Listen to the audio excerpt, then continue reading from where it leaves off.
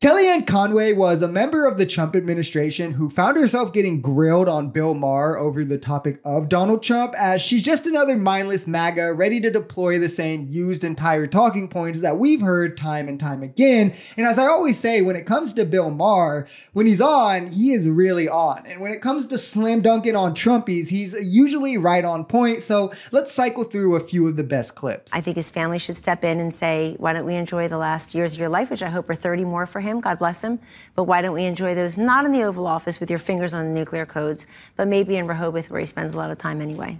But you know, I could show a video right now. We could put of we see Trump. Them all day long. Trump is all day long. Trump is everybody's adjective, verb, noun in every sentence. Could I get 3 words into that sentence? On that. I wanted to start here just to highlight what Trump derangement syndrome actually looks like. This was the end of a 2-minute rant for Kellyanne about Joe Biden and how he's unfit for office and his mental decline and this and that. And look how defensive she gets when Bill Maher is just like, well, yeah, but you can say the same about Trump. She's like, whoa, Trump, take it back now. And I mean, this kind of involuntary guttural reaction that you get from hearing anything negative about Trump is not healthy and is what TDS is if it was a real thing. And they try to hide that fact behind saying, no, you have an obsession with Trump, not me. I have all these flags and this merch and I go to all his rallies and I post about him every day and I think about him before I fall asleep when I close my eyes and I see him in the shower when the water gets in my eyes and it makes me close my eyelids. But you're obsessed with Trump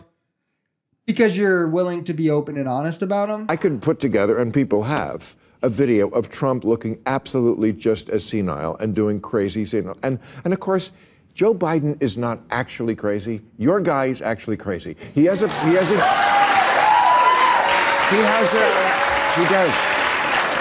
That is Trump derangement syndrome works both ways.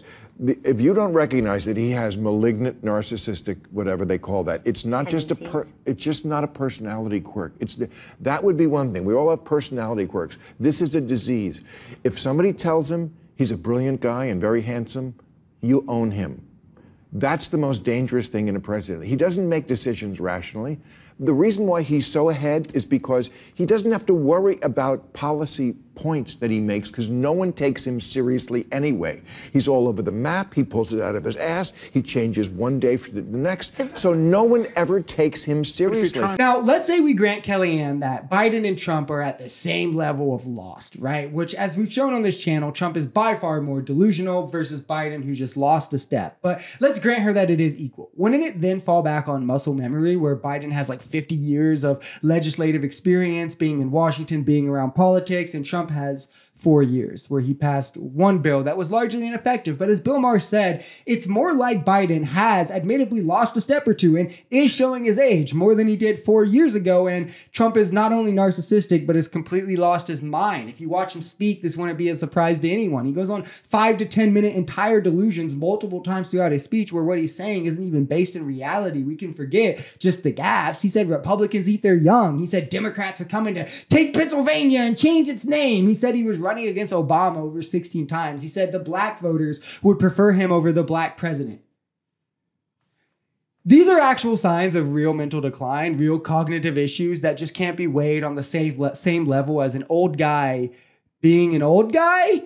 They're not comparable, especially when in that department they both stutter and make the same amount of gaffes anyway. If you're trying to win over that narrow slice of kind of undecided voters, maybe people who voted for Biden but have lost interest in him, you know, staying awake seems like a kind of a baseline requirement for Trump. You want to project a little bit of vigor, right? Especially if you coined the term Sleepy Joe. Exactly. It just shows that when you throw all your eggs in one basket, you better be prepared not to fall victim to the same curse. You can't say your opponent can't stay awake and then be the only one with actual reporting of you falling asleep in a public place. And the way he tried to justify it shows that he definitely did, because it's like the old uncle who was clearly sleeping. I don't think that helped his case at all with anyone. When you make fun of Biden for mistaking names and then you go on to call Nikki Haley Nancy Pelosi, these are the things that invalidate the perception that he's hinging his entire campaign on. You can't argue with the facts. You can't argue that 2019 we had the highest wage per household and the lowest poverty rate in modern history. I mean, things were going well. The trade deals, the border was more secure. I mean, these things matter to people. The biggest fact in the last 3 elections,